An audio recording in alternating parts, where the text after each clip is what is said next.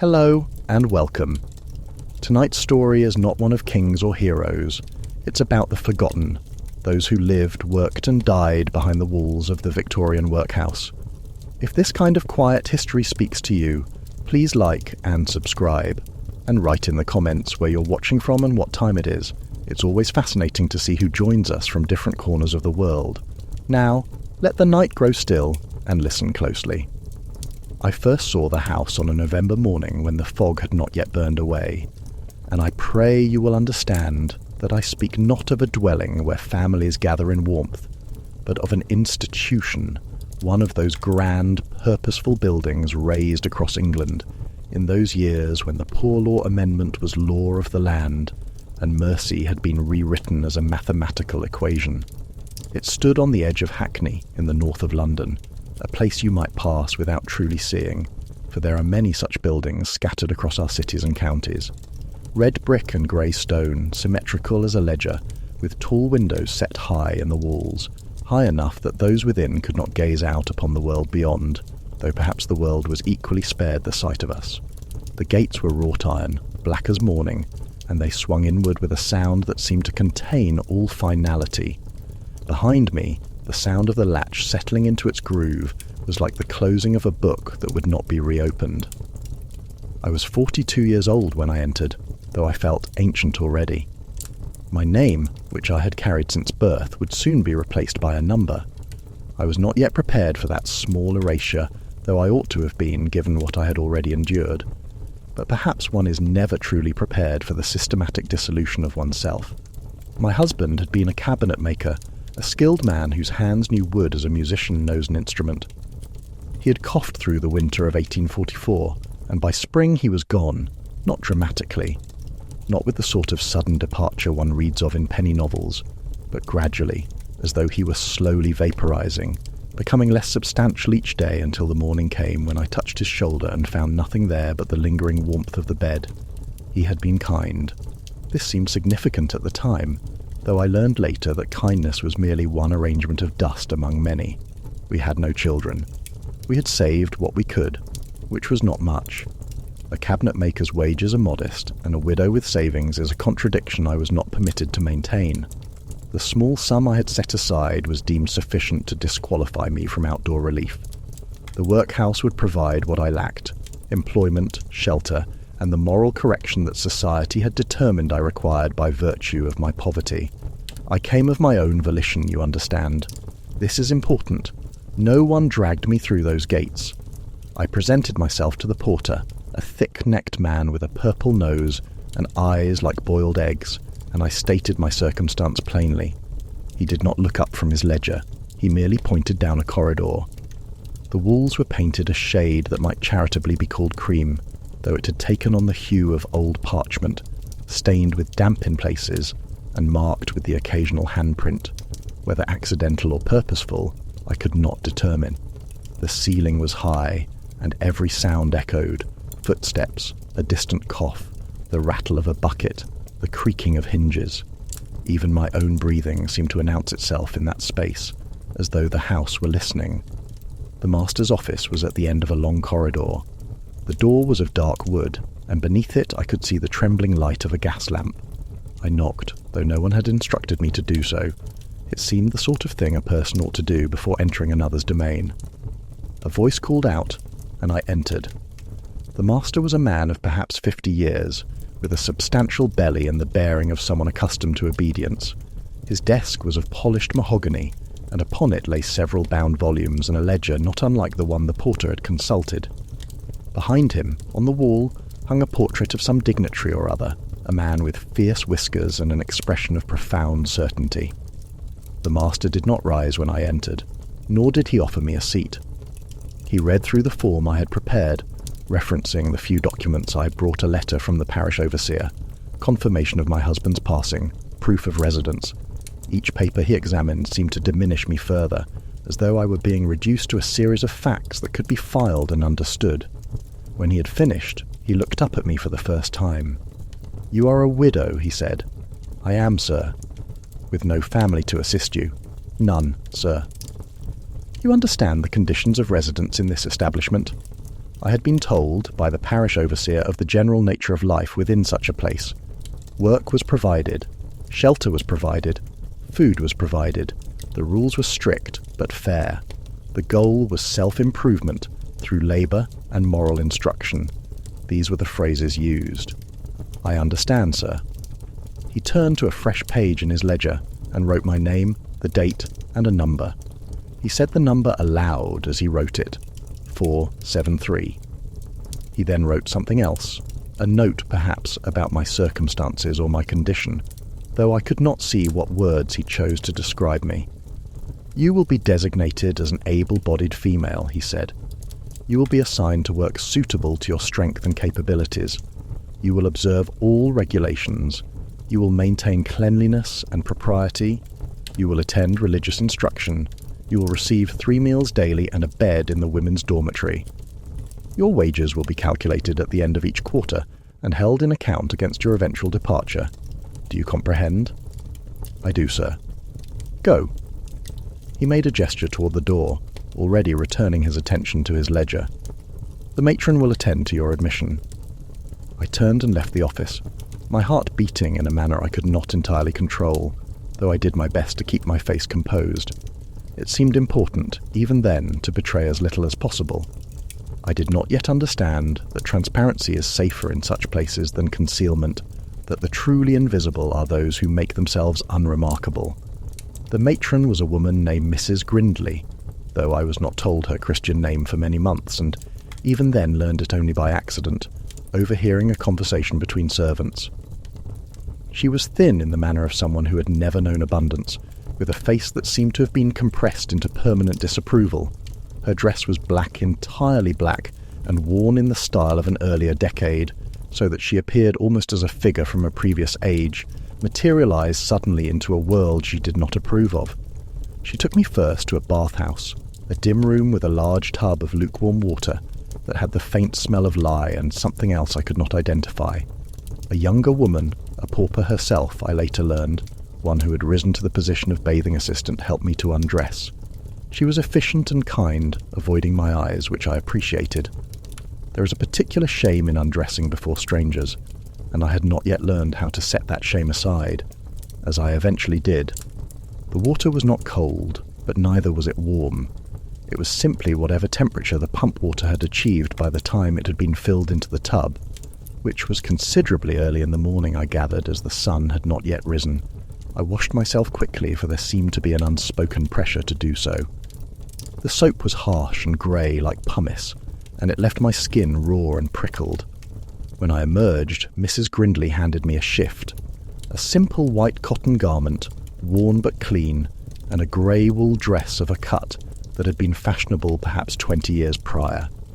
The dress was made of rough fabric, the kind that chafes, and it hung upon me in an uncertain manner, neither fitting well nor fitting poorly. It was merely a dress, the sort worn by any working woman, but I understood that it was also a uniform, and in wearing it I had become something other than Mrs. Eleanor Davies, widow of Thomas Davies, cabinet maker. I had become 473, an able-bodied female pauper of the Hackney Workhouse. My own clothing was folded and placed in a canvas sack. Mrs. Grindley did not tell me what would become of it, and I did not ask. I have often wondered since those years what happened to the clothes we wore before we entered. I imagine them sold to rag sellers, or perhaps unravelled and reused as stuffing or packing material. Nothing is wasted in such establishments.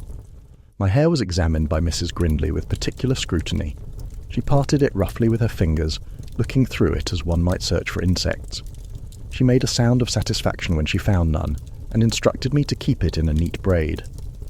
"Cleanliness is a prerequisite of moral refinement," she said.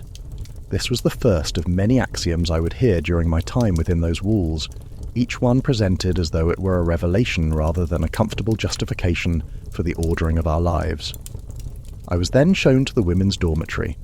This was a large room on the second floor of the east wing, lined on both sides with narrow iron bedsteads, perhaps 30 in total.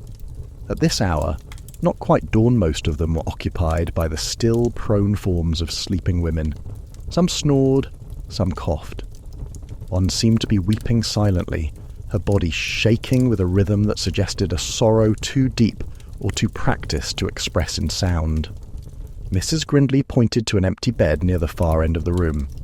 "This is your place," she said. "You will not move it. You will not exchange it with another. You will keep your personal items, if you have any, in the wooden box beneath the frame. You will rise at 5 o'clock when the rising bell sounds. You will dress yourself and make your bed. At 6 o'clock you will proceed to the dining hall for breakfast. You will not leave this dormitory between the rising bell and the breakfast bell without permission. Is this understood?" "Yes, Mrs. Grindley." "You will address me as matron," she said. "Yes, matron." She left me there among the sleeping women in a room that smelled of straw, human bodies, the faint remnant of some disinfectant, and something else, something I would later identify as the smell of exhaustion itself, if such a thing can be said to have an odour. I sat on the edge of my bed and did not sleep, though I made no attempt to do so. Instead, I listened to the sounds around me, the gentle rattle of a cart in the corridor below, the distant clanging of bells, the sound of the wind in the courtyard, and the breathing of 30 strangers arranged in neat rows, each of us separated by iron and worn blankets from our neighbours. I remember thinking, in those hours before dawn broke, that I had made a terrible mistake, that I ought to have done anything else, found work as a housemaid in a private home, taken in mending, offered myself as a nurse to the sick, any of 100 alternatives that would have been less terrible than this. But there was no choice to be made, no decision to unmake.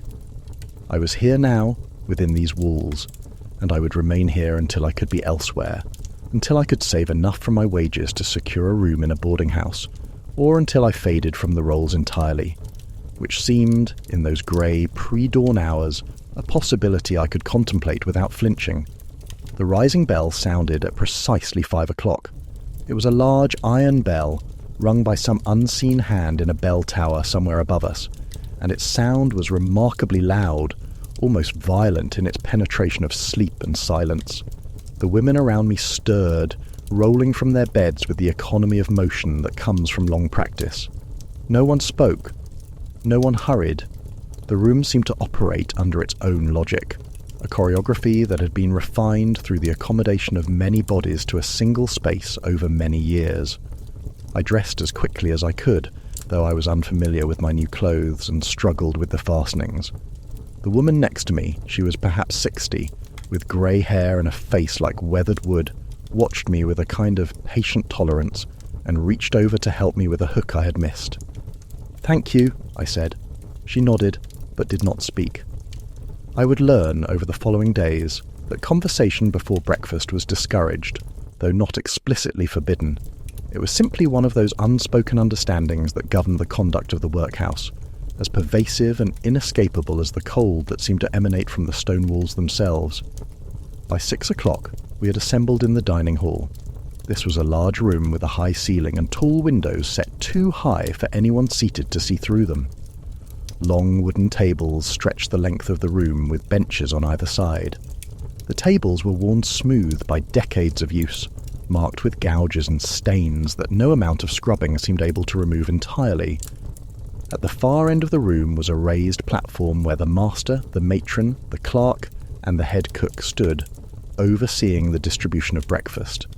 Breakfast was a bowl of gruel oatmeal boiled in water with a pinch of salt and nothing else, and a piece of bread perhaps 3 inches square and a mug of weak tea. The gruel was warm at least, and I was hungry enough that I found it not entirely unpalatable. Around me, the women ate in silence, the only sounds the soft scrape of spoons against bowls and the distant creaking of the building itself. I'd been warned by the parish overseer that the food in the workhouse was adequate but plain. What I was not prepared for was the quality of adequacy itself. The gruel was not spoiled, it was not cold, it contained no visible contaminants. In every objective measure it was sufficient, but it was also entirely without variation, without seasoning, without any quality that might be mistaken for nourishment of the soul rather than the mere body. It was food stripped of every vestige of comfort, every possible pleasure, as though the act of finding the meal palatable had been deemed a moral failing that must be counteracted. After breakfast, we were assigned to labour. There were several categories of work available within the workhouse. The kitchen, the laundry, the infirmary, the clerical office, maintenance and repair, and the outdoor labour yard. The yard work included stone breaking, oakum picking, and the maintenance of the grounds. For able-bodied women of my age and apparent strength, the default assignment was typically the laundry or the kitchen, unless one had some specialised skill that merited placement elsewhere. I was assigned to the laundry. The laundry was located in a separate building to the south of the main house, connected by a roofed passage of sorts, more of a covered walkway than a true building, open on both sides to the elements, so that in winter the cold cut through it like a knife through linen. The building itself was a long, low structure of grey stone, and as you approached it, the smell reached you first. A powerful combination of lye, soap, steam, and beneath those the underlying smell of damp fabric and something faintly sour, the accumulated odour of countless washes. Inside, the laundry was a world unto itself, governed by its own rhythms and rules. The building was divided into several sections: the washing room where the great copper boilers stood, the wringing and mangle room, the drying room, and the ironing and folding room. In the washing room alone, there were 4 large copper boilers, each heated by fires beneath, and long wooden tubs for soaking and agitation. The air in this section was perpetually thick with steam, so much so that it was difficult to see more than a few feet in any direction. The temperature hovered somewhere between scalding and merely intensely hot. The head laundress was a woman named Mrs. Carver, a broad-shouldered woman of perhaps 55, with hair that had largely turned grey, and a voice that could penetrate through the noise of boiling water and the shouts of subordinates. She had worked in the laundry for 15 years, having entered as a pauper herself, but having eventually risen to a position of authority. She was not unkind, but neither was she gentle. She was merely efficient, and she expected efficiency from everyone beneath her. "You'll start in the washroom," Mrs. Carver told me, examining me with an eye that seemed to assess my capacity for hard labour. "You're thin, but you look sturdy enough. Can you lift?" "I can, ma'am." "It's Carver, or Mrs. Carver, not ma'am." She turned away from me. "You'll work with Mary. She'll show you what's needed." Mary was a woman of perhaps 30, with a strong build and the kind of competence that comes from long practice. She had entered the workhouse as a young girl, she told me later, after her parents had faded from the roles, and she had grown to womanhood within its walls. She spoke with an accent I had not heard before, something sharp and precise from somewhere north of London, and she seemed to regard the workhouse with a kind of resigned amusement, as though it were a particularly demanding employer rather than a place of moral correction. The work itself was demanding in a way that was different from anything I had previously experienced. The physical labour was not skilled, there was nothing complex about it, but it was relentless. We began each morning by sorting the enormous quantity of laundry that had accumulated over the previous weeks. This came from several sources. The workhouse itself, of course, the bedding, the clothing of the paupers and staff, the cleaning cloths and towels, but also, I learned, from private households in the surrounding neighbourhood. The workhouse generated income from its laundry services, contracting with wealthier families to wash their linens and clothing. This work was far more demanding and particular than the ordinary workhouse laundry, as there were specific requirements about starch, pressing and presentation. The private laundry was allocated to the most skilled of the laundresses, those who could maintain the precise standards required. For the rest of us, the work was less discriminating, the great mounds of workhouse laundry that needed sorting, soaking, boiling, wringing and drying. The process began with sorting. We would stand around long wooden tables and separate the laundry by type: bedding, clothing, undergarments, towels, aprons and so forth. Each category had different requirements for washing. Some items required boiling in lye. This was particularly true of the bedding and the coarser cloths, which needed to be disinfected thoroughly. Others required gentler treatment. Once sorted, the items would be placed in great woven baskets and carried to the soaking tubs, where they would be left overnight in cold water mixed with soap. The baskets themselves were heavy, and once filled with wet fabric, they were genuinely difficult to lift. I learned quickly to lift with my legs rather than my back, and to avoid straining beyond my capacity. The workhouse, I discovered, paid no mind to injury or illness that was merely the result of labour. If you were able to work, you worked. If you became unable to work, you were moved to the infirmary, and the workhouse's resources were directed accordingly. After soaking, the clothing would be moved to the copper boilers. This was the most demanding and dangerous part of the work. The boilers were vast, perhaps 5 feet in diameter and 4 feet deep, and they were filled with water heated to a temperature I can only describe as intense. Steam rose from them constantly, fogging the air and making it difficult to breathe. The water in each boiler was kept hot by fires beneath, and the stoking of these fires was another task entirely, carried out by the few men assigned to the laundry. The actual washing was done with long wooden paddles, called dollies. These implements were used to push the fabric down into the boiling water and to stir it, ensuring that every part of the garment or cloth was exposed to the heat and the lye soap that had been mixed into the water. The process was tremendously hot and exhausting. Sweat would run down your face and drip onto your arms, mingling with the moisture from the steam. Your hands became raw and reddened, and the skin around your fingernails would begin to crack and bleed from the constant exposure to the alkaline solution. After boiling, the items would be transferred, using great wooden tongs, and requiring several women to manage the weight-to-rinsing tubs, where they would be rinsed in increasingly clean water until the soap had been removed. This also required significant effort, as the items needed to be worked and wrung continuously to force out the water and ensure that no residual soap remained. The wringing was its own special torment. Great wooden mangles, operated by hand cranks, could wring some of the larger items such as sheets and towels.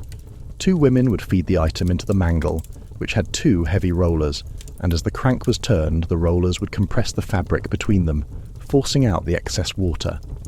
The amount of force required to turn the cranks was considerable, and the work was typically done by 2 women working in concert, each taking a turn, or both working simultaneously to maintain the speed of the operation. For smaller items, socks, handkerchiefs, undergarments, the wringing was done by hand. You would gather the item into a ball and twist it as hard as you could over and over until no more water would come out. This was terribly hard on the wrists and hands, and by the end of each day my hands would be swollen and aching. Once the items had been wrung out as much as possible, they were carried to the drying room. This was a large space with high ceilings and windows along the upper reaches. Long lines of rope stretched from one end to the other, and the items would be hung from these lines to dry. In summer, this process took only a few hours. In winter, it could take several days. And items might not dry completely, remaining slightly damp and clammy even after weeks of exposure to the air. The ironing and folding happened in a separate room, carried out by women who had been assigned to that particular task. The items would be collected from the drying lines and either ironed if required, or simply folded and stored.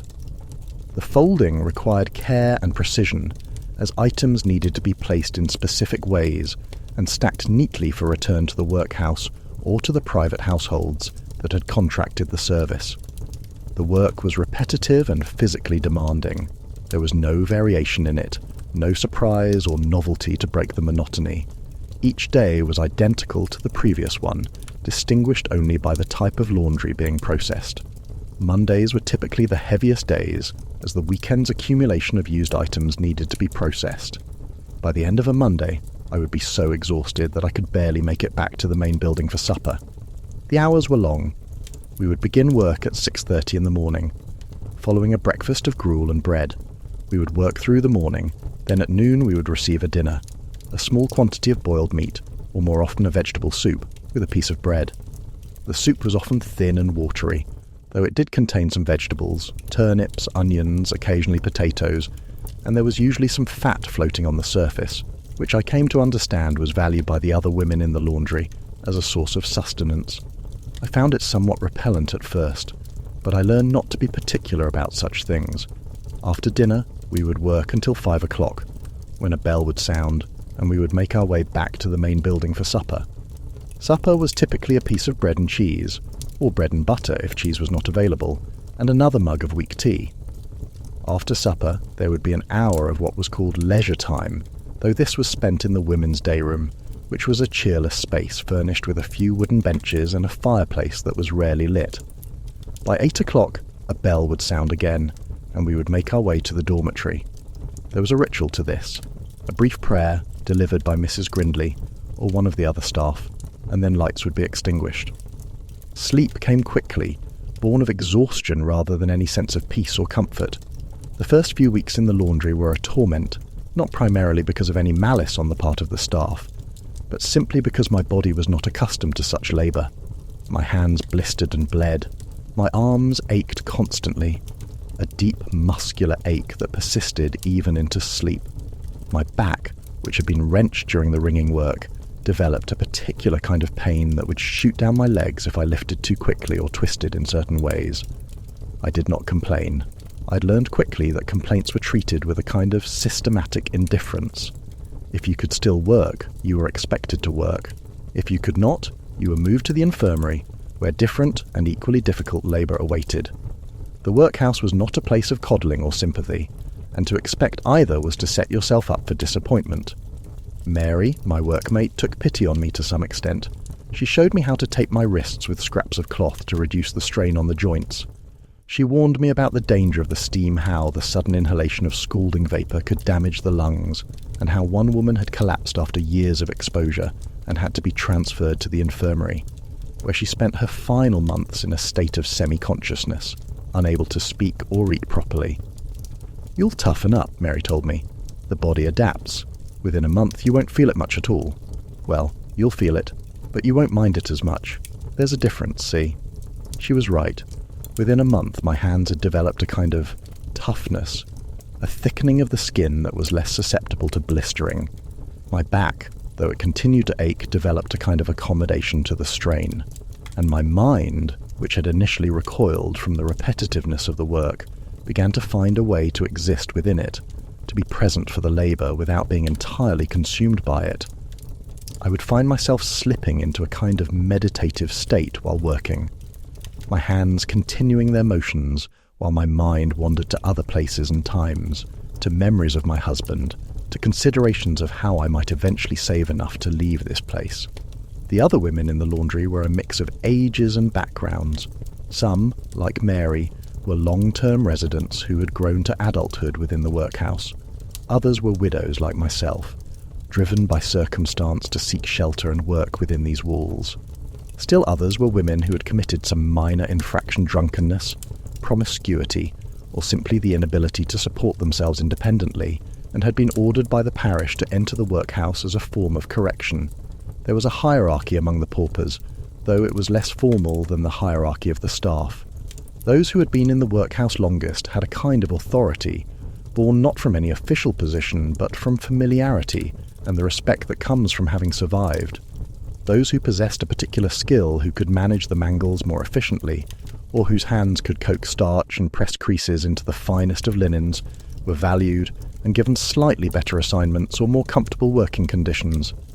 Those at the bottom of this hierarchy were the newcomers, and those who had some failing or weakness that made them less valuable as workers. An elderly woman named Mrs. Hughes, who had entered the workhouse after suffering some kind of stroke that left her partially paralysed, was treated with a kind of contempt by some of the other women, though not by all. She had been assigned to the folding room, where the physical demands were less extreme, but she was frequently mocked for her slowness and the way she held her head at an angle. I made an effort not to be cruel to those whom I might have looked down upon in my previous life.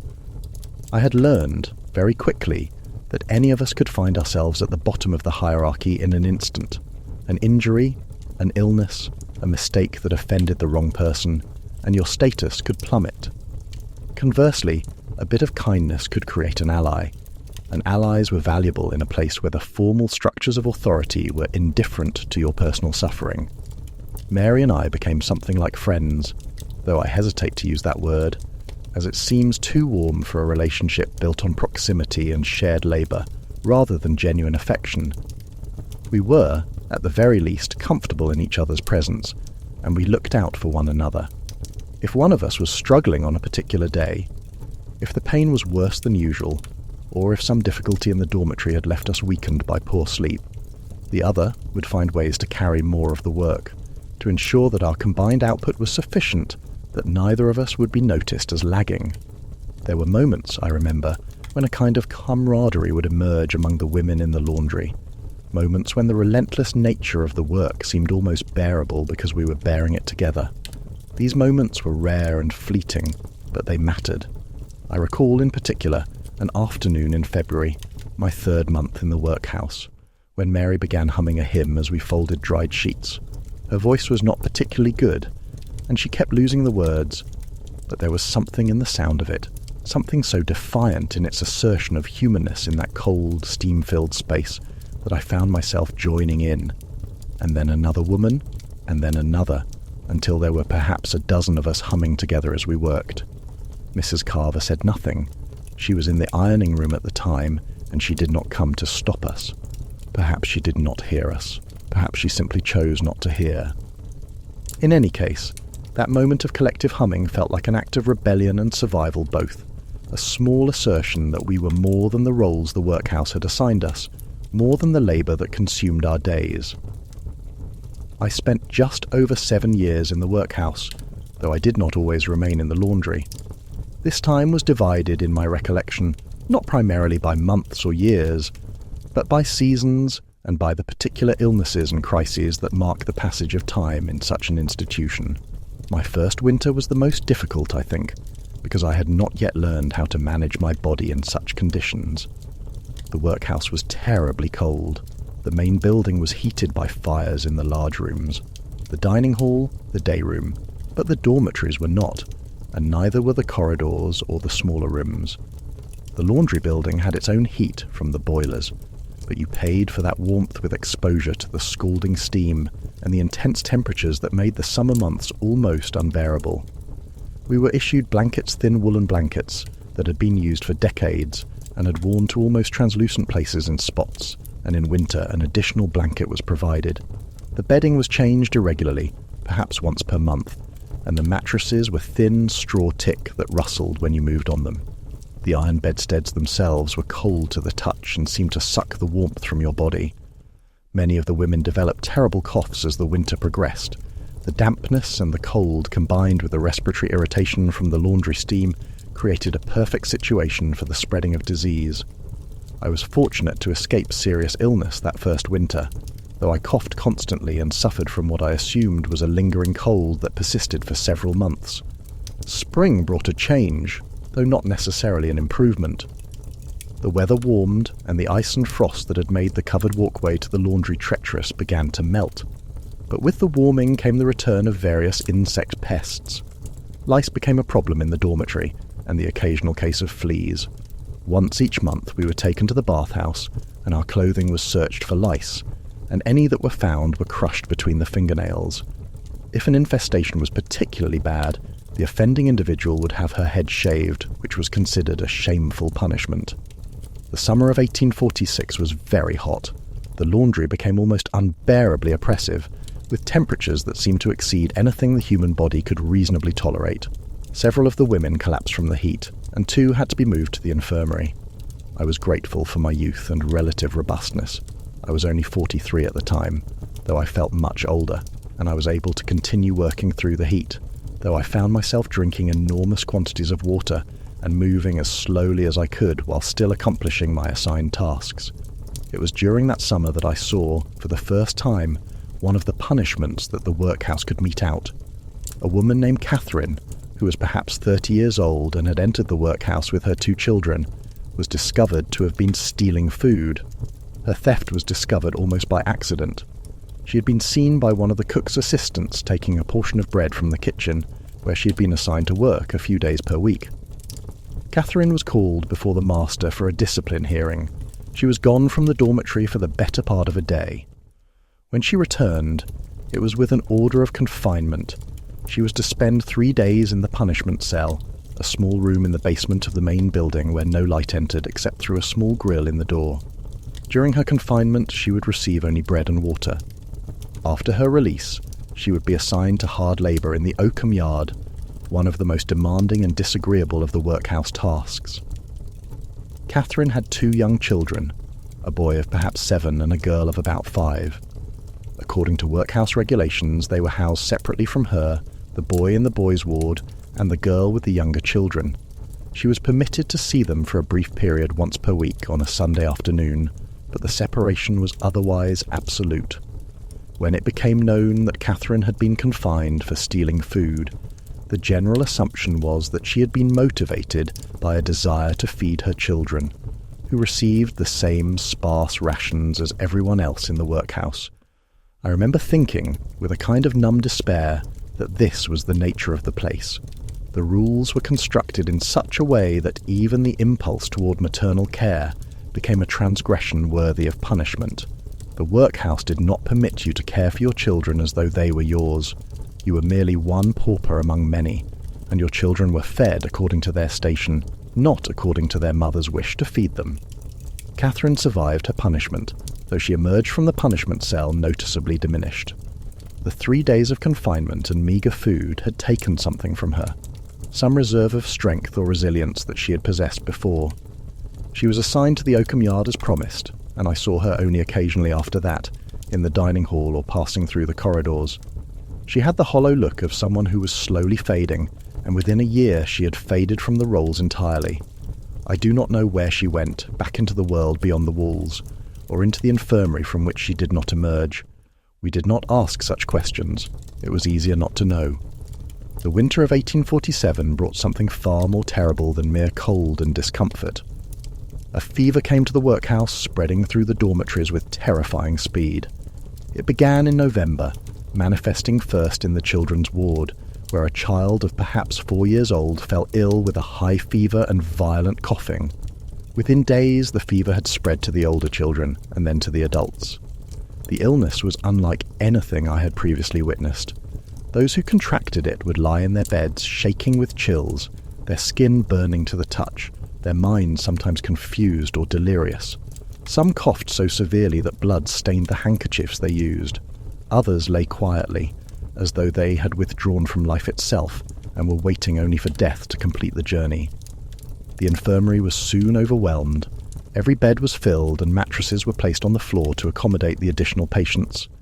The master appointed a man named Dr. Whitmore, who visited the workhouse twice per week, though he increased his visits during the epidemic to twice per week, and eventually to daily, and nurses were drawn from among the able-bodied paupers to attend to the sick.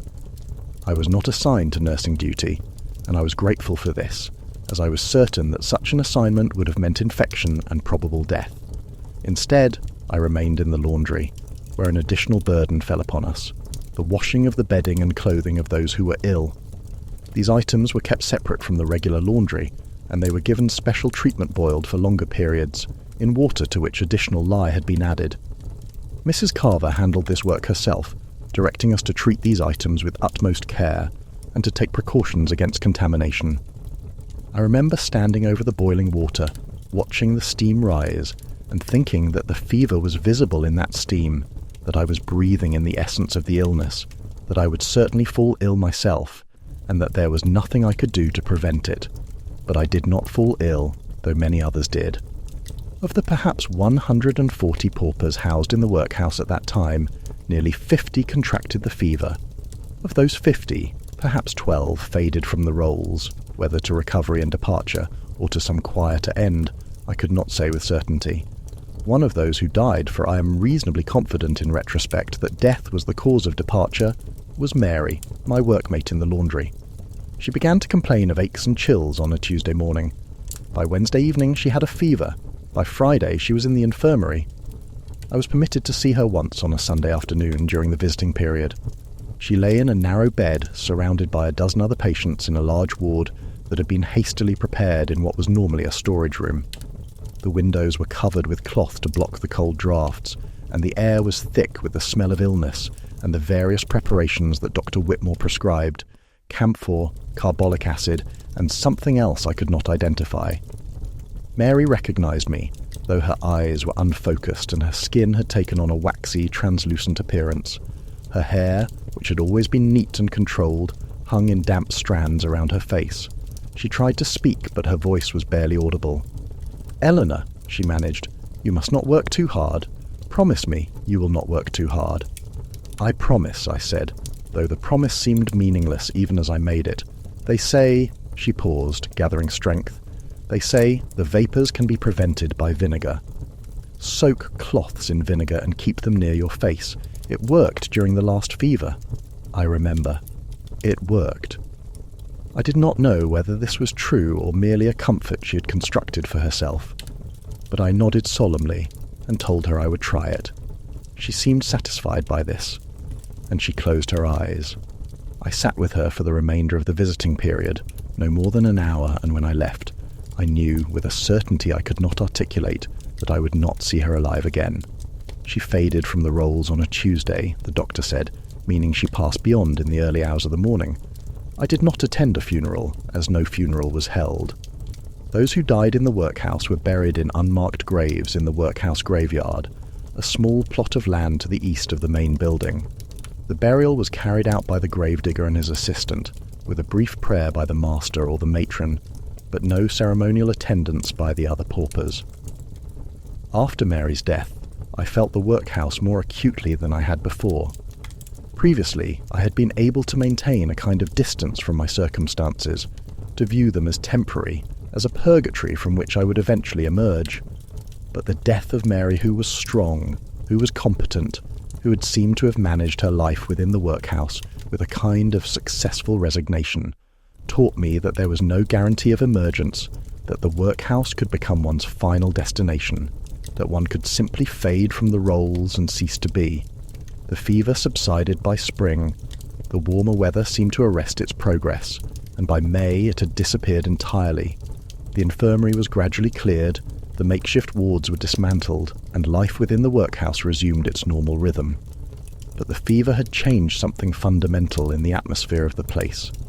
Those of us who had survived it carried a knowledge of our own fragility, a recognition that we were not merely enduring a temporary hardship, but were instead potentially approaching the ends of our lives. The subsequent years passed with a kind of inevitable progression. Each season carried echoes of the previous one. Each year was similar to the one before it, distinguished primarily by small variations in temperature, in the health of the population, and in the various administrative changes that occurred as the workhouse adapted to new regulations or received new staff. In 1848, I was transferred from the laundry to the infirmary. This was not, I hasten to say, because I had fallen ill, but because the infirmary was short-staffed and the master had determined that able-bodied paupers could be assigned to nursing duties to fill the gaps. I do not know why I was chosen for this role. It may have been random. It may have been because Mrs. Carver recommended me as one of the more reliable workers in the laundry. In any case, I found myself presented with a new role and new surroundings. The infirmary was a revelation, though not necessarily in a comforting way. The main workhouse was a place of order and discipline, of clearly defined spaces and rigid routines. The infirmary was something else entirely, a place where order and discipline often gave way to the chaos of suffering. There was no hierarchy among the patients as there was among the general population. Those who were ill were stripped of their designations and their labour assignments. They were simply bodies that required tending. The infirmary consisted of 2 large wards, one for male patients and one for female patients, and several smaller rooms that were used for those with particularly contagious conditions or whose behaviour required isolation. The wards were long rooms with perhaps 20 beds each, arranged in rows. The beds themselves were similar to those in the dormitory, narrow iron frames with thin mattresses and minimal bedding. The work of nursing was unpleasant in ways that the laundry, for all its difficulty, had not been. In the laundry, the bodies one encountered were clothed, moving, engaged in labour. In the infirmary, the bodies were often bare or minimally covered, static and revealing of the unvarnished reality of human suffering.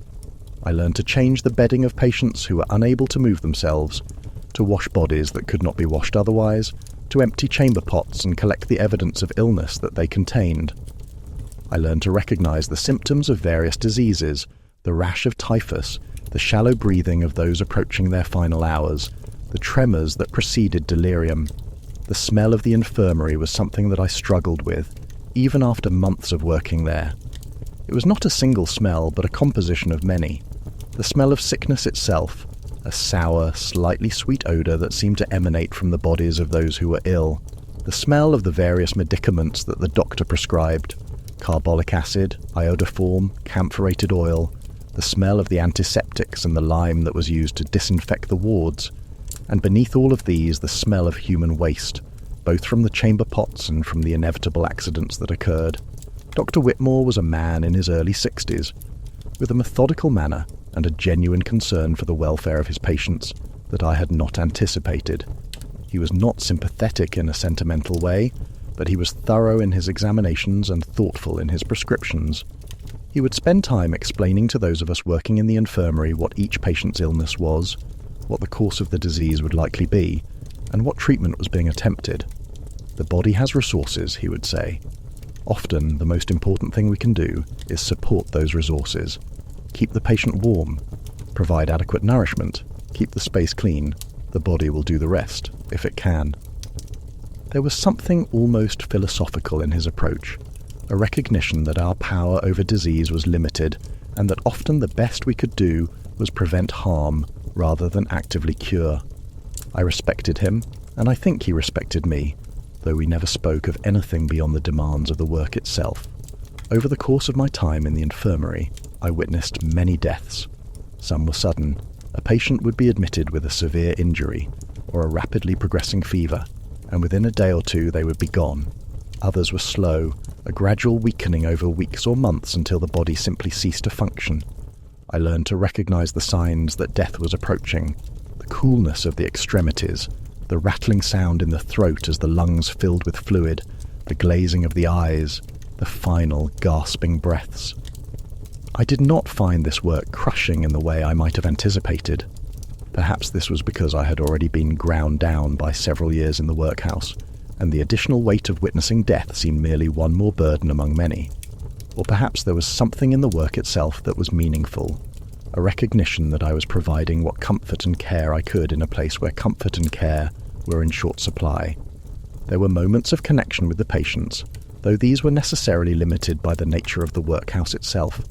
We were not permitted to develop attachments or to show particular favoritism, yet these prohibitions were more often ignored in practice than enforced. I remember an elderly man named Mr. Garrett, who was admitted with a severe case of pneumonia. He had been a sailor in his youth, before circumstances had reduced him to poverty and the workhouse. He would sometimes, in the delirium of fever, speak of voyages to places with names I'd never heard: Singapore, Bombay, Hong Kong. When he was lucid, he would talk to me about the sea, about the particular quality of light on water at different times of day, about the sounds of a ship in full sail. These conversations brought something into the grey spaces of the infirmary that was almost like joy, or at least a temporary suspension of the relentless bleakness that otherwise governed the place. He recovered from his pneumonia, though he emerged from the infirmary noticeably weakened. The disease had taken something from him, some reserve of vitality that he had possessed before. He was reassigned to light labour in the clerical office, where he spent his days copying documents in a painstaking script. He faded from the roles within 18 months, and I never learned what had become of him, whether he had regained his strength and ventured back into the world, or whether he had simply faded quietly away. In 1850, I witnessed something that troubled me more than the ordinary suffering and death that was part of the infirmary's routine. A young woman named Sophie was admitted to the female ward in the later stages of pregnancy. She was perhaps 25 years old, and she was terribly frightened. She had entered the workhouse only a few weeks before, having been discovered in the streets in a condition of destitution and desperation. She refused to say who the father of her child was, which was typical enough. An unmarried woman with child had few options available to her, and the workhouse was often her only refuge. The workhouse, however, took a very dim view of unmarried mothers. The prevailing philosophy was that such women had transgressed moral boundaries, and that the workhouse was not meant to be a refuge for their transgressions, but rather a place where they might contemplate their failures and emerge reformed. When it became clear that Sophie was about to give birth, arrangements were made for her to be delivered in the infirmary. Dr.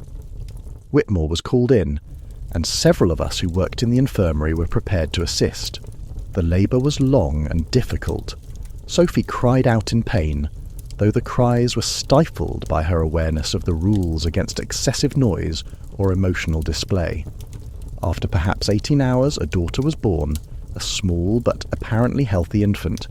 The child was placed in a separate crib, as protocol dictated that newborn infants should not share a bed with their mothers for the first few days. Sophie, exhausted from her labour, wept silently. staring at her child but not permitted to hold it. The next morning, the child was taken away. This was standard procedure. Infants born to unmarried mothers in the workhouse were typically handed over to parish officials or to charitable organisations that arranged for their adoption or placement in other institutions. Sophie was told that her child was being given an opportunity for a better life than the workhouse could provide, and that she should be grateful for this arrangement. I remember Sophie's face when the child was taken. She did not scream or protest or beg to keep the infant. She simply lay in her bed, staring at the empty space beside her, tears running silently down her face. She had faded from the rolls within a month, whether through death or through some administrative decision to release her from the workhouse, I could not determine. This experience crystallized something in me, a recognition that the workhouse was not merely a place of physical hardship, but a place where the structures of authority and regulation had been constructed in such a way as to deliberately inflict emotional and moral suffering upon those deemed worthy of such treatment. The separation of families, the restriction of tenderness between parent and child, the insistence that poverty was the result of moral failure rather than circumstance, all of these were not incidental to the workhouse but central to its purpose. And yet, I endured. We all endured, those of us who did not fade from the rolls. We found ways to survive, to maintain some fragment of our humanity in a place constructed to diminish it. We found moments of kindness, shared a crust of bread, whispered words of encouragement in the darkness of the dormitory. We maintained, through sheer force of will, the belief that we were more than the roles the workhouse had assigned us. By 1852, I had been in the workhouse for 7 years. I was 50 years old, though I would not have recognised myself in a mirror had I been permitted to gaze into one with any frequency. My hair had turned entirely grey. My hands were permanently marked by the work I had done in the laundry. The skin thickened and scarred, the joints enlarged and somewhat stiff. My face had taken on the worn appearance common to all long-term residents, as though the years of inadequate nutrition and constant labour had leached something essential from my features, leaving behind only a pale approximation of what I had once been. In that year, a new master was appointed. The previous master had retired, and Mr. Henry Wickham took his place. Wickham was a younger man, perhaps 40, and he had ideas about improving the efficiency of the workhouse. These ideas manifested primarily in various administrative changes, and in a greater emphasis on separating the poor into categories: the able-bodied, the infirm, the sick, the elderly, the children, each to be managed according to their capacities and their supposed moral status. One of Wickham's initiatives was the institution of a merit system among the paupers. Those who worked particularly hard or who maintained exceptional standards of cleanliness could earn small privileges: a slightly better meal on Sundays, a reduction in labour hours, or other minor benefits. The intent, as it was explained, was to incentivise good behaviour and to encourage self-improvement. The effect was rather different. The merit system created an atmosphere of competition and informing, as paupers would report infractions by their fellows in hopes of earning the favour of the staff. It also created a new category of pauper, the informant, who occupied an uncomfortable position between the general population and the staff, trusted by neither, but feared by both. I attempted, for a time, to participate in this system.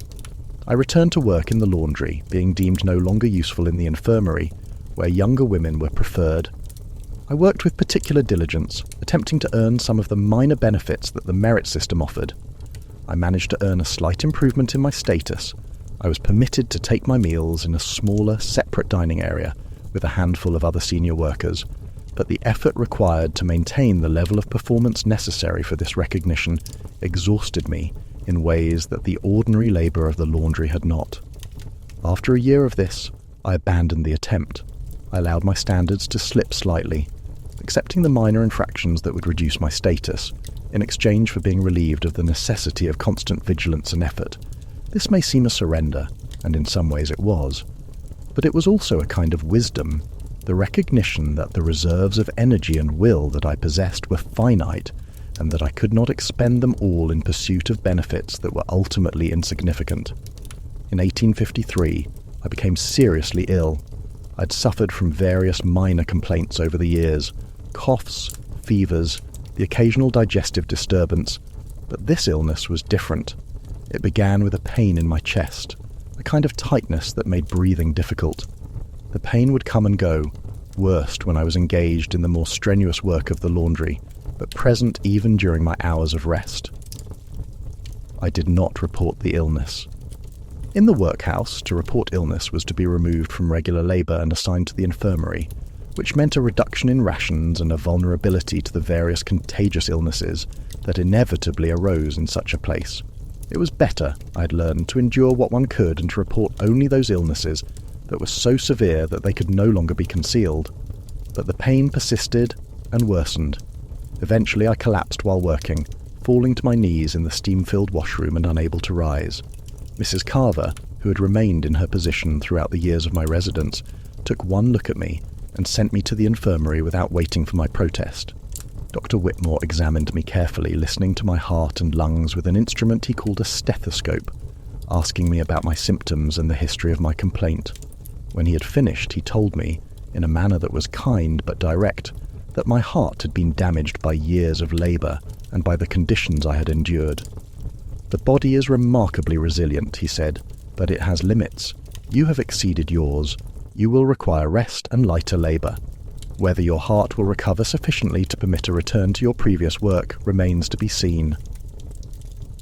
I was assigned to the infirmary on a more permanent basis, no longer as a nurse but as a patient who was also expected to perform light tasks.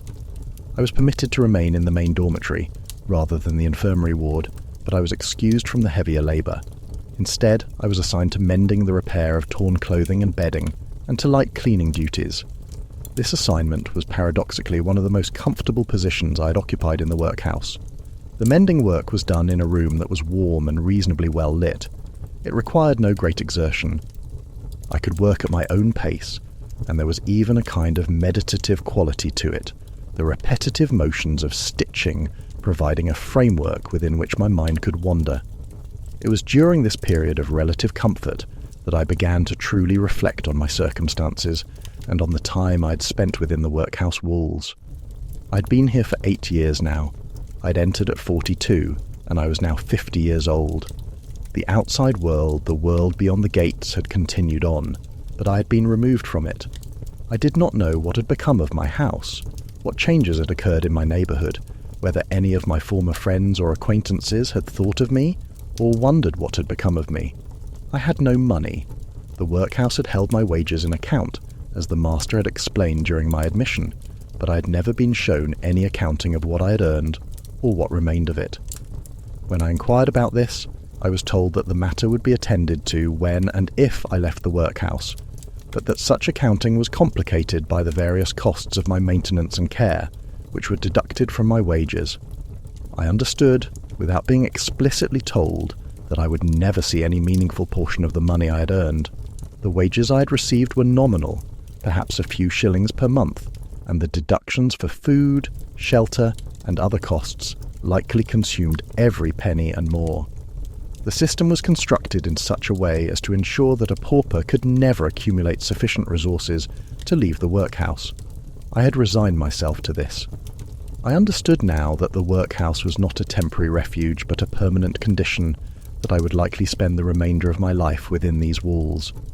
This knowledge, rather than being crushing, was in some ways liberating. I had no need to hope for departure, no reason to expend energy on schemes for escape or accumulation.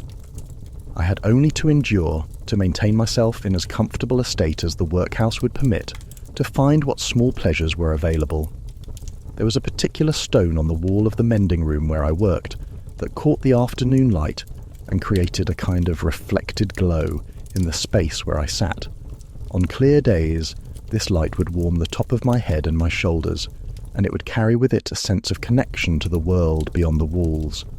I would sometimes sit in this light and let my mind wander, losing myself in memories of my former life, or in imaginings of places I had never been. I remember, in particular, one afternoon in the summer of 1854, my 9th year in the workhouse, when I was sitting in this light, mending a particularly worn sheet, and I found myself thinking about my husband. It was not a thought I had deliberately summoned. Rather, it arose from somewhere deep in my memory, as if dislodged by some chance motion or sensation. I remembered the smell of the wood shavings in his workshop, the particular sound of the plane as he worked, the way his hands would move with such certainty and grace. I remembered the quiet satisfaction he seemed to feel when he had finished a piece, when he could stand back and admire the work of his hands. I remembered that he had been happy, or at least content, in those days before the cough began. And I understood in that moment something that I had been unable to accept in the immediate aftermath of his passing, that his death had been a mercy, that he had been spared the slow diminishment that I had endured, the grinding away of self that life in the workhouse entailed, that he would never know the satisfaction of having survived such a place, but neither would he know the degradation of having been unable to survive it, of having faded from the roles in some ignominious manner. This was not a comforting thought exactly, but it was clarifying. It helped me to understand that there were different ways of being lost, and that survival was not necessarily the best of them. In the autumn of 1855, a visitor came to the workhouse. This was not unusual in itself. The workhouse occasionally received visits from parish officials, from charitable organisations, or from others with business to conduct. But this visitor was different. He was a young man, perhaps 30 years old, and he was accompanied by the master, the matron, and several other officials. He was introduced as Mr. Thomas Ashworth, a journalist and social reformer who was conducting an investigation into conditions within workhouses across England. The visit created a stir among the residents. Word passed through the dormitories and the workrooms that someone from the outside had come to see the workhouse, that conditions were being investigated. Hope flickered in some quarters, hope that the place might be improved, that those of us who had endured its deprivations for so long might be relieved of them. I did not particularly believe in this hope. I'd learned over my years here that changes in administration or external scrutiny generally resulted in no meaningful improvement in the lives of the paupers. They might result in improved appearances, whitewashing of walls, better food on the day that an official visit was scheduled, more lenient treatment of punishments, but the fundamental structure remained unchanged. Nevertheless, when Mr. Ashworth entered the mending room, I did not avoid his gaze. I'd learned, paradoxically, that appearing cooperative and contented was often the safest course of action. Those who appeared miserable or defiant were marked out for additional scrutiny and punishment. Mr. Ashworth observed the room for a time, watching us work. Then he began to speak with individual paupers. When he reached me, he introduced himself and asked me how long I'd been in the workhouse. 9 years, sir, I said. 9 years? He seemed taken aback by this. And before that? I was married, sir. My husband was a cabinet maker. When he passed, I had no means of support. He asked me several other questions about my work, about the food, about the conditions in the dormitory. I answered honestly but carefully aware that any criticism too severe might result in retribution once he had left. I mentioned the work was hard but fair. The food was adequate though plain. The conditions were cold in winter, but bearable. When he had finished with his questions, he made a small sound, almost a sigh, and moved on to speak with the next woman. I did not think much of the encounter. Such visits, in my experience, rarely resulted in meaningful change, but I was wrong about this, or at least partially wrong. Mr. Ashworth's investigation did eventually result in a report, which was published in several newspapers and magazines.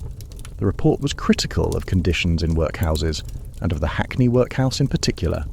It described the harsh conditions, the inadequate nutrition, the separation of families, and the system of labour that extracted value from the poor while providing minimal returns. The report created something of a scandal. There were letters to newspapers, questions asked in Parliament, and a general outcry about the conditions within workhouses. Changes were ordered. New regulations were instituted. The food rations were increased slightly.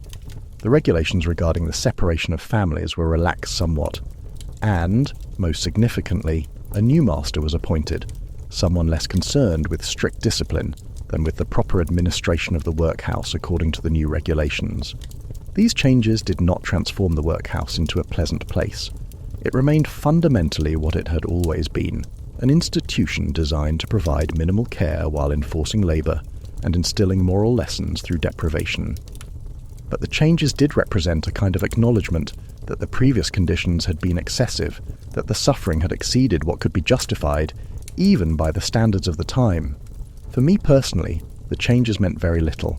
I was already 55 years old, my health was compromised, and I had settled into my position as someone who mended and maintained.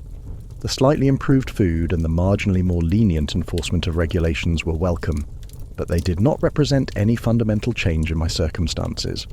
It was in this period, however, that I began to contemplate what I had learned during my time in the workhouse, and what I might do with that knowledge. I began, in a halting and tentative way, to write down my observations and recollections. I used the paper that was provided for the mending work, the blank sides of sheets that had been marked with measurements or patterns, and I wrote in pencil, using the small writing that would minimize the amount of paper required. I wrote about the daily rhythms of the workhouse, the bells that marked each transition in the day, the particular smells and sounds of each space, the faces of the people I had encountered. I wrote about the work in the laundry, about Mary, about Sophie and her child, about Mr. Garrett, the former sailor. I wrote about the philosophy that underpinned the workhouse, the belief that poverty was the result of moral failing, and that suffering was the cure for such failing. In writing these things, I was not attempting to create a narrative or to construct an argument. I was simply trying to capture something of the texture of my experience, to preserve the reality of it before it faded from memory. I was also, I think, attempting to make sense of what I had endured, to understand whether there was meaning in it or whether it had simply been a succession of arbitrary hardships. The answer I arrived at, after years of reflection, was neither entirely satisfying nor particularly comforting. The workhouse had not reformed me. I had entered it as a widow, reduced to poverty by circumstance rather than by any moral failing on my part. I had worked diligently, obeyed the rules, accepted the deprivations that were imposed upon me. And yet, I had not emerged from the experience as a better person, as the philosophy of the workhouse would have predicted. I had emerged, or I was emerging, for my time within the walls was not yet complete, as a person diminished in many ways but not fundamentally changed in my character or my beliefs. If anything, the workhouse had taught me that suffering does not necessarily ennoble, that deprivation does not necessarily lead to moral improvement. Rather, suffering and deprivation simply diminish. They reduce the body, exhaust the will, and narrow the range of choices available to a person. They may occasionally produce moments of clarity or profound realization, but these moments are purchased at an enormous cost. In 1858, at the age of 55, I finally left the workhouse. This departure was neither dramatic nor triumphant. I simply became ill, not acutely, but persistently. My heart, which had been damaged years before, continued to deteriorate. I could no longer work, even at the light tasks of mending. I spent more and more time in the infirmary, less and less in the workhouse itself. Dr. Whitmore, who was still the workhouse physician, told me gently that I was approaching the end of my life. He used various euphemisms, but the meaning was clear. I had perhaps 6 months to a year, possibly less. The master called me to his office. It was a different master now, the man appointed after Mr. Ashworth's investigation, and informed me that I was being discharged. The workhouse was not, he explained, a place for those who could no longer work. There were charitable institutions better suited to providing care for the terminal cases. I was given the small amount of money that supposedly remained from my wages, no more than £5, though I had laboured in the workhouse for over a decade. I was provided with a letter of discharge and a recommendation to a charity hospital in Whitechapel that took in the poor and dying, and I was given my own clothes, worn and altered now, but still recognisable as the clothes I'd worn when I entered the workhouse 13 years before. They no longer fit me. I had lost considerable weight over the years, and my body had taken on a different shape, bent and drawn by age and labour.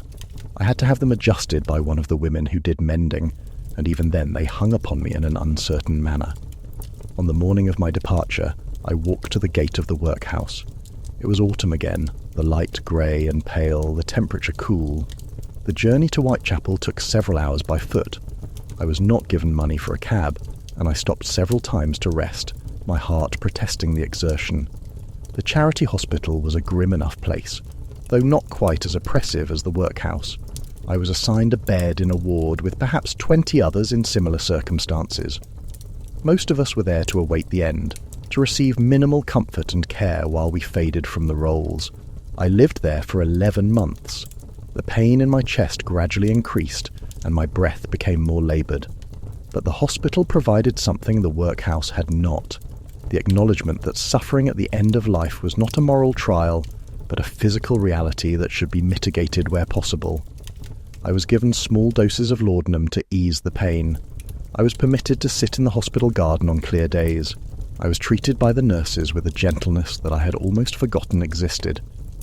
It was in the hospital garden, on a clear afternoon in late August, that I experienced what I can only describe as a moment of grace, or at least a moment that felt apart from the ordinary succession of pain and diminishment that had characterized my existence. I was sitting on a bench watching the light change as the sun moved through the sky, when a sparrow landed on the arm of the bench. It was a small bird, entirely ordinary, unremarkable in every way, but it remained there for perhaps 5 minutes, its head tilted, observing me with what seemed like a kind of curiosity. In that moment, I felt connected to something beyond my own suffering, beyond the walls that had constrained me, beyond the question of whether my life had meaning or purpose. The bird flew away, and the moment passed, but it remained with me, a small counterweight to the weight of everything else I had endured. I faded from the rolls on a morning in September when the light was pale and the air was cool. There was no drama in it, no final statement or revelation. I simply ceased, my worn and damaged body finally unable to continue the business of living. I do not know if what I have written constitutes truth precisely. I have attempted to capture the reality of my experience as accurately as my memory and my understanding permit. But memory is a fallible instrument, and understanding is coloured by perspective and the passage of time. Some of the details I have recorded may be inaccurate. Some of the faces may have blended together. Some of the conversations may have been reconstructed, rather than recollected verbatim. But the essential reality, the cold, the hunger, the relentless labour, the moral corruption of the system that claimed to reform the poor, this I have attempted to capture with fidelity. When I consider the years I spent within the workhouse walls, I am struck most forcefully not by any single incident or privation, but by the ordinariness of it all. The workhouse was not a place of extraordinary cruelty or theatrical suffering. It was simply a place where a system of rational administration and moral philosophy had been applied to the problem of poverty. The result was a kind of normalized suffering, where the deprivation of food and warmth, the separation of families, the reduction of the individual to a number, all of these were presented as reasonable and necessary responses to the presence of the poor. This normalization may have been more damaging than explicit cruelty would have been. Cruelty can be resisted. One can set oneself against it, can maintain one's sense of injustice and outrage.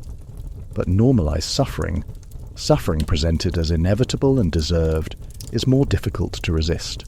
It wears away at the will gradually, convincing the sufferer that their suffering is earned, that their reduced circumstances reflect some essential deficiency in themselves rather than in the system that has reduced them.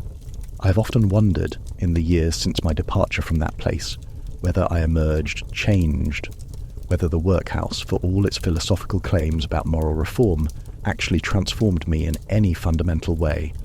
The honest answer is that I do not believe it did, at least, not in the way the system claimed it should.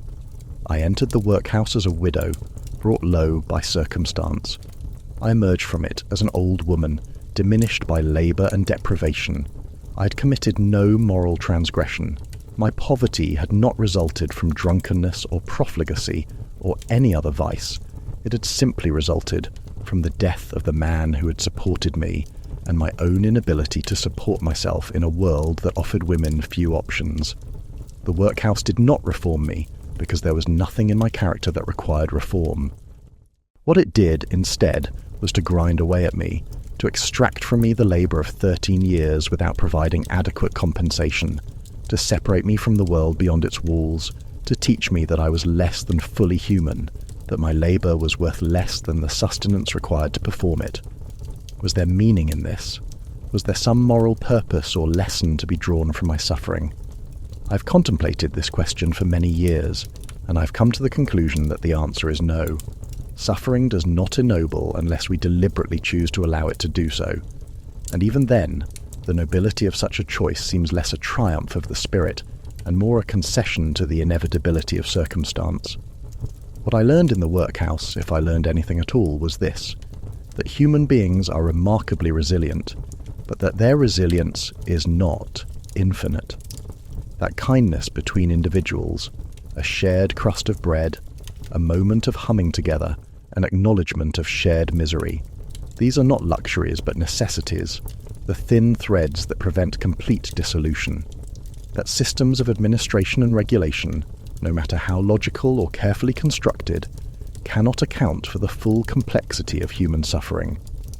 And that the suffering of the poor is not, as the authorities of my time claimed, the result of moral failing, but rather the result of economic structures that concentrate wealth and opportunity in the hands of the few while denying them to the many. The workhouse was presented to me as a path to reform and improvement. In reality, it was a mechanism for the management and control of those whom society could not employ at wages sufficient to sustain them. It was a system that claimed to provide for the poor while actually extracting from them, that promised moral improvement while delivering only physical degradation, that presented deprivation as a therapeutic intervention while it was in fact a punishment for the crime of being poor. I do not say this from a position of bitterness, though I have reason enough for bitterness. Rather, I say it from a position of clarity born of long observation and extended reflection. I saw the system from within over many years, and I came to understand its logic and its purpose. And I came to understand that the logic was fundamentally sound, given the premises upon which it was built. The workhouse was not a failure or a deviation from its intended purpose. It was precisely what it was designed to be: a system for processing poverty, for extracting labour from the poor, for maintaining social order by demonstrating to those outside its walls what awaited them if they too fell into destitution. Yet it was also, paradoxically, a place where humanity persisted, where people found ways to care for one another, to maintain dignity in the face of systematic degradation, to preserve something of themselves that could not be reduced to labour or numbers. The workhouse could take our bodies and our time, but it could not ultimately take our capacity to recognise one another's humanity, to extend small acts of mercy, to remember that we had been something before we entered its gates and might be something still after we left them. I have been told that conditions in workhouses have improved in the decades since I was released, that the regulations have been reformed, that the separation of families is less strictly enforced, that the rations have been increased. These changes are welcome, and I am grateful that those who enter such places in the current era will not be subjected to the deprivations that I endured. But I wonder whether such incremental reforms, while ameliorating the worst horrors, do not also serve to normalise the workhouse itself, to present it as a reasonable and acceptable solution to poverty, rather than as a symptom of a fundamentally unjust system. The workhouse may provide more food and fewer separations, but it still extracts labour without providing adequate compensation. It still maintains the fiction that poverty is the result of moral failing, rather than circumstance. It still insists that the poor must be controlled and reformed, rather than provided with genuine opportunity for improvement. True reform would require not the improvement of workhouse conditions, but the abolition of the workhouse itself, and the replacement of such institutions with genuine systems of support employment at fair wages, housing that is secure and safe, education and opportunity that are genuinely available to all, rather than limited to those born to privilege. Such a system seems to me not merely desirable, but necessary, though I do not believe I will see it established in what remains of my lifetime. We called it the house, though it was never a home. It was a building of stone and iron, governed by bells and rules, inhabited by people who had fallen through the cracks of society and found themselves unable to climb back out. We entered it as individuals, as Eleanor, as Mary, as Catherine, as the former sailor, and we were reduced to numbers and categories. Some of us emerged from it, carrying with us the scars of our time within its walls. Some of us faded from the roles, our ends unknown and unmourned by anyone who had known us before. I carry with me, even now as I approach the end of my own journey, the memory of those years. I carry the memory of the cold, the hunger, the relentless labour. I carry the memory of Mary's quiet dying, of Sophie's tears when her child was taken from her, of all the small kindnesses and the great indignities. I carry the memory of light on stone, of voices humming hymns, of the particular smell of lye and boiling water, of the sound of iron doors closing. These memories do not constitute wisdom or hard-won truth.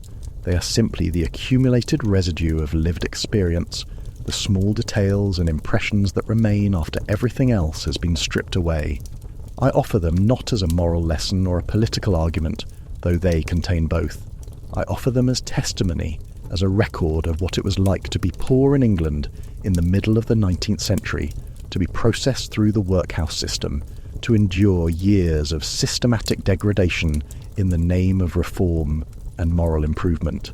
And I offer them with the hope, perhaps a forlorn hope, but a hope nonetheless that those who read these words will be moved to think more carefully about the systems of administration and control that we maintain, about the ways in which we rationalise the suffering of others, about the distance between what we claim our institutions do and what they actually accomplish.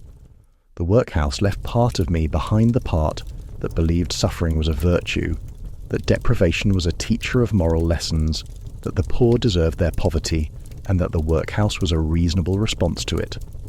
That part of me remains in those grey corridors, in the dormitories and the laundry rooms, in the dining hall and the infirmary. It will remain there long after I've faded from the roles entirely. But something in me persists beyond those walls, something that survived the grinding away of the years, the labour and the cold and the hunger. That something remembers kindness and recognises the dignity that persisted even in the midst of systematic degradation. That something believes, against the evidence of much experience, that another way is possible, that we need not construct our societies on the foundation of the systematic suffering of the poor. This is not much to have preserved. But perhaps it is enough. Perhaps it is, in the end, all that any of us can hope to preserve. Some small fragment of faith in human possibility. Some small refusal to accept the world as it is presented to us. Some small insistence that we are more than the roles we are assigned, more than the labels we are given, more than the systems that would reduce us to manageable categories. I have lived, I have suffered, I have endured, and I have loved, in small ways, those who suffered alongside me. This, I believe, is all that can reasonably be asked of anyone, poor or rich, housed or homeless, free or confined behind the walls of an institution designed to contain and control. The house has released me at last, but it will always remain part of my story, not as a redemptive trial through which I emerge stronger, but as a concrete reality that shaped me, diminished me, and yet did not entirely break me. This is the true meaning of survival, not the achievement of some state of perfection or improvement, but simply the continued act of existing, of bearing witness, of maintaining one's humanity in the face of systems designed to extinguish it. This is my testimony. This is what I remember. This is what I have learned. I leave it here as a record, incomplete and imperfect as it is, in the hope that it may illuminate something of the reality of workhouse life, not as it appears in official reports or charitable literature, but as it was lived by those of us who passed through its gates and emerged altered by the experience. We were the poor of England. We were reduced to numbers and categories. We were told that our suffering was deserved, that our labour was the price of our keep, that the workhouse was a place of mercy providing succour to those who had no other choice.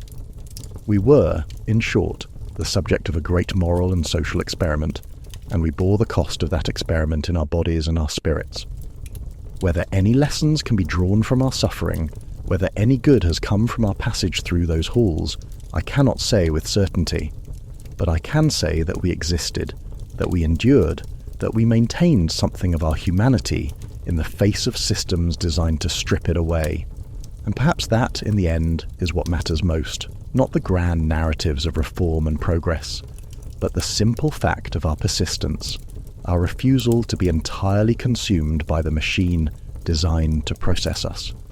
The bells are silent now, the gates have closed behind me, and I am left with nothing but memory and the slow fading that characterizes the final seasons of a life long lived in deprivation. But I am still here, I remain, I remember, and in remembering, I insist that we who were poor, who were processed through the workhouse system, who were reduced to numbers and labour, that we too were human, that our suffering meant something, that our stories, however humble and tragic, deserve to be told and remembered. This is my memorial, this is my defiance, this is all that I have left to give.